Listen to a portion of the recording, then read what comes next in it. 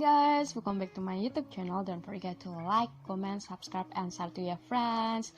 Oke, kali ini aku pengen bahas mengenai daily life opinion, yaitu opini aku. Di sini kalian bebas untuk berdiskusi.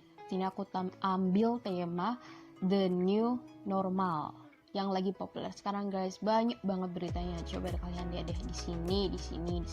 Pokoknya banyak banget.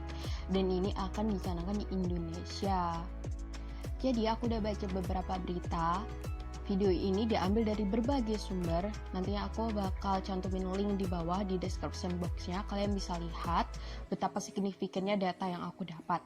Lalu, beberapa hari yang lalu aku sempat lihat di Twitter trendingnya yaitu The King of Prank, di mana masyarakat Indonesia itu menganggap presiden itu ngeprank seluruh Indonesia. Kalau kita lihat, kebijakan yang berubah-ubah itu memiliki alasan yang tertentu, ya kan? Nah, ini bukan suatu prank atau apalah yang lainnya gitu. Nah, akan tetapi masyarakat Indonesia itu kurang untuk menggali informasinya lebih lagi, dimana ditambah satu ini. Nah, dimana presiden itu menginginkan masyarakat Indonesia untuk berdamai, tapi itu dijadikan suatu statement yang sangat berbeda atau statement perspektif yang berbeda dari pandangan masyarakat Indonesia itu sendiri, sehingga dipersepsikan itu adalah sebuah prank. Sebenarnya ada beberapa syarat yang harus dipenuhi Indonesia sebelum the new normal itu diimplementasikan. Baiknya kita membahas mengenai dari foundationnya terlebih dahulu. Foundation dari the new normal itu seperti apa? Jadi di sini aku pakai kacamata. Maaf kalau terganggu oleh letteringnya. Sebelumnya kalau misalnya aku nggak pakai kacamata, aku nggak bisa lihat tulisan aku. Nih, aku udah siapin beberapa bahan yang akan kita bahas. Ada 5 pembahasan. Yang pertama, apa itu new normal? Yang kedua, negara mana saja yang telah menerapkan new normal? Yang ketiga, apa saja syarat penerapan the new normal dari WHO? Yang keempat, apakah new normal dapat diterapkan di Indonesia? Yang kelima, apa yang perlu kita lakukan sebagai warga negara Indonesia? So, let's get to the first question. Jadi sebelum masuk ke pertanyaan yang pertama, akan lebih baiknya kita tahu dulu nih, kenapa new normal itu perlu dicanangkan. Nah, di sini kita tahu bahwasanya pemerintah telah mengizinkan masyarakatnya untuk melakukan aktivitas di luar rumah untuk masyarakat yang berusia di bawah 45 tahun dapat beraktivitas di luar rumah seperti pendidikan, terus berjualan dan lain sebagainya. Itu dari Presiden Jokowi, di mana kita masyarakat Indonesia hidup berdampingan dengan virus yang ada. Nah, konsep new normal ini dikeluarkan oleh WHO atau World Health Organization, yaitu Badan Kesehatan Dunia. Nah, pelonggaran pembatasan terkait pandemi COVID-19 salah satunya adalah mendidik, melibatkan dan memberdayakan masyarakat untuk hidup di bawah new normal. Seperti itu. Lalu, pola ini adalah pola pencegahan dari COVID-19 itu sendiri. Nah, dengan penerapan new normal itu perlu adanya protokol yang sangat kuat, yaitu masyarakat harusnya patuh pada peraturan yang sudah ada. Lalu kita masuk pada pertanyaan pertama. Apa itu new normal? Banyak banget dari para profesional memberikan tanggapan akan pengertian dari new normal itu. Yang pertama adalah new normal itu adalah sebuah era setelah pandemi atau COVID-19, di mana dilakukan karantina selama 2 bulan. Nah, setelah 2 bulan ini, apa yang harus kita lakukan? Seperti itu kan? Nah, menurut Kompas.com, juru bicara pemerintah Ahmad Yuryanto menegaskan, istilah new normal lebih menitik beratkan perubahan budaya masyarakat untuk berperilaku hidup sehat.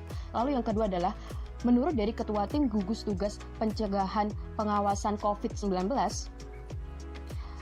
Wiku Adhisa Smito itu memberikan penjelasan bahwasanya new normal adalah perubahan perilaku untuk tetap menjalankan aktivitas normal, namun dengan ditambah penerapan protokol kesehatan guna mencegah terjadinya penyebaran COVID-19.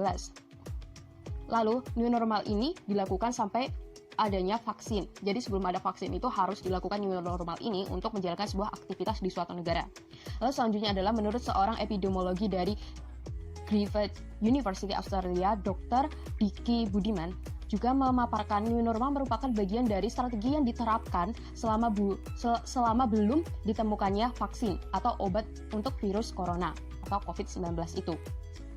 Nah, sudah jelaskan bahwasanya secara garis besar itu new normal itu adalah sebuah bentuk strategi dalam pencegahan beraktivitas setelah pandemi ini untuk mencegah datangnya pandemi gelombang kedua seperti itu. Jadi kita beraktivitas akan tetapi kita tetap pada protokol yang ada, di mana kita mematuhi protokol yang ada seperti memakai masker di tempat umum, terus mencuci tangan dan lain sebagainya, serta tidak berinteraksi langsung dengan manusia.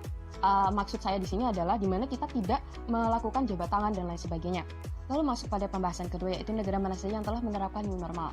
Itu ada 4 negara menurut informasi yang saya dapat. Yang pertama adalah Vietnam, Jerman, Selandia Baru, lalu ada Thailand. Nah, keempat negara ini sudah memiliki tingkat positif atau kematian corona itu rendah, di mana positif corona itu sudah mencapai 0. Seperti contohnya adalah Vietnam yang membuka setelah mencatat 0 kasus kematian akibat virus corona, seperti membuka penerbangan dan lain sebagainya. Lalu pada Thailand juga telah mencatat tingkat kematian atau positif corona itu 0 pada 13 Mei 2020. Dan untuk positif corona itu telah rendah, yaitu sebesar 3.034 pasien, di mana nilai ini lebih rendah dari negara Indonesia, Singapura, Malaysia, dan Filipina. Lalu Selandia Baru, itu 20% penerbangan telah dibuka, terutama penerbangan domestik dan penerbangan internasional akan dibuka akhir Mei mendatang. Nah, untuk Jerman itu telah membuka restoran atau bar yang dapat beraktivitas seperti di Hamburg dan lain sebagainya. Lalu masuk pada pertanyaan ketiga, yaitu apa saja syarat dalam penerapan the new normal menurut WHO. Pedoman transisi menuju the new normal atau tata kehidupan baru sebelum vaksin COVID-19 ditemukan itu ada 6 tata cara. Yang pertama adalah sebelum langkah pelonggaran pembatasan untuk menuju the new normal diterapkan, pemerintah mesti membuktikan bahwa transmisi virus corona sudah dikendalikan. Lalu yang kedua adalah pelonggaran pembatasan harus dilakukan secara bertahap dan otoritas terkait mengevaluasi kebijakan secara terus-menerus. Lalu yang ketiga adalah kapasitas sistem kesehatan masyarakat, di antaranya rumah sakit harus tersedia untuk mengidentifikasi, mencatat kontak, dan mengkarantina pasca COVID-19. Lalu selanjutnya adalah risiko penularan wabah sudah terkendali, terutama di tempat dengan kerentanan tinggi seperti panti jompo, di mana yang dimaksud di sini adalah kerentanan tinggi itu tempat yang rata-rata orang-orangnya itu sudah tua-tua, karena kalau sudah tua-tua berarti imun tubuh kita itu menurun. Benar atau tidak? Seperti itu kan? Nah, lalu yang kelima adalah masing-masing negara juga diharuskan mampu menerapkan langkah pencegahan di tempat kerja berupa jarak fisik, fasilitas cuci tangan, dan diikuti etika batuk atau bersin. Lalu selanjutnya yang keenam adalah mencegah kasus impor virus corona dan menghimbau masyarakat untuk berpartisipasi dan terlibat dalam transisi the new normal. Nah, jadi jangan salah mengartikan new normal itu. New normal itu bukan sebuah refleksi untuk kita itu berelaksasi.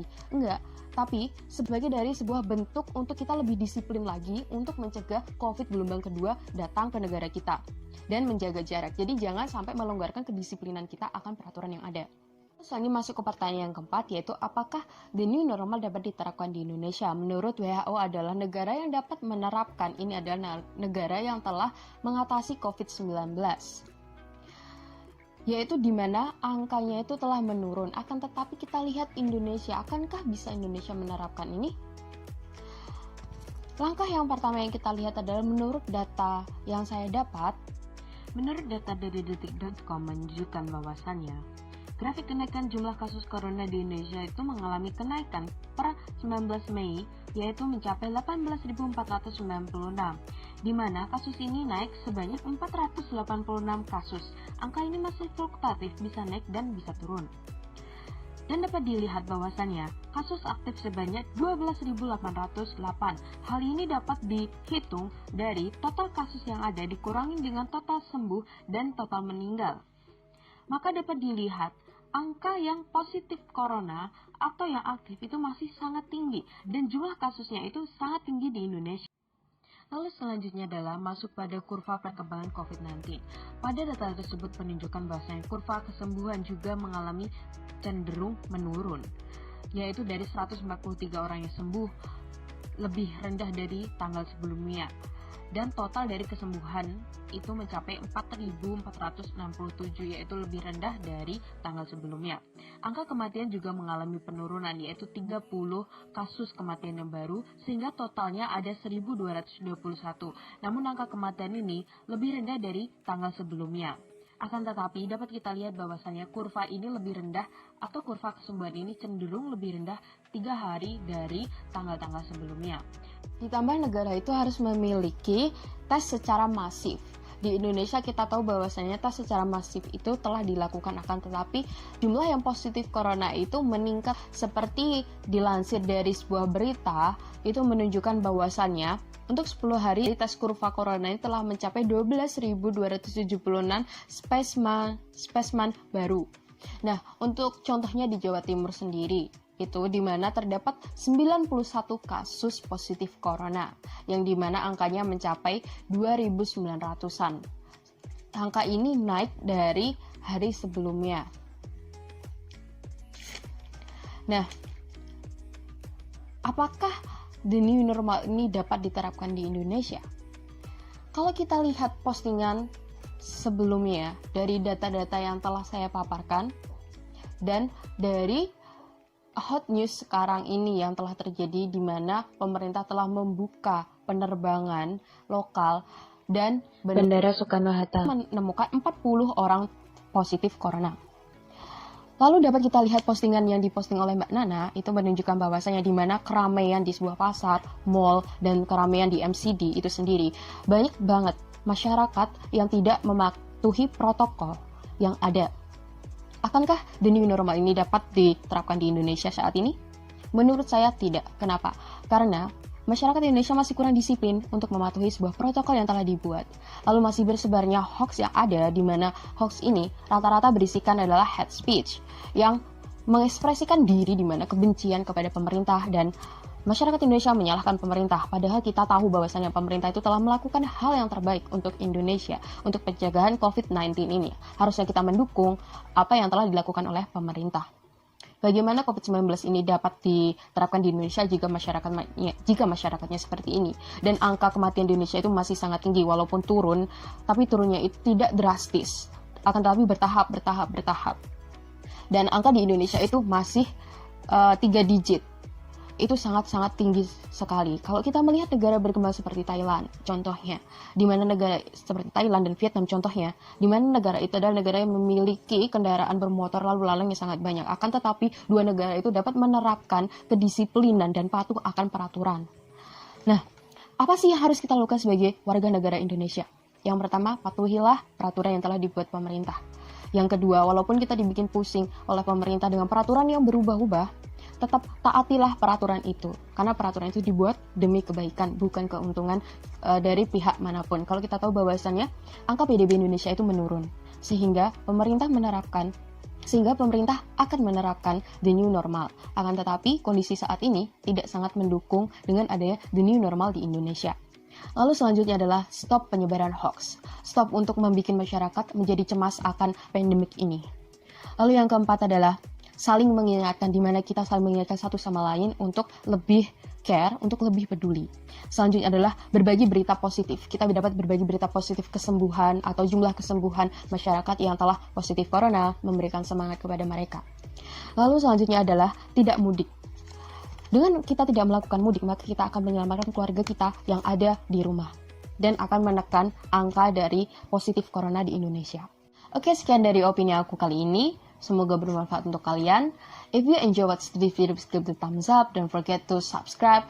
And kalau kalian memiliki topik atau suatu pembahasan yang berkaitan dengan video ini, the new normal, kalian bisa komen di bawah. Aku sangat senang untuk berdiskusi dengan kalian. Bye-bye, see you on the next video.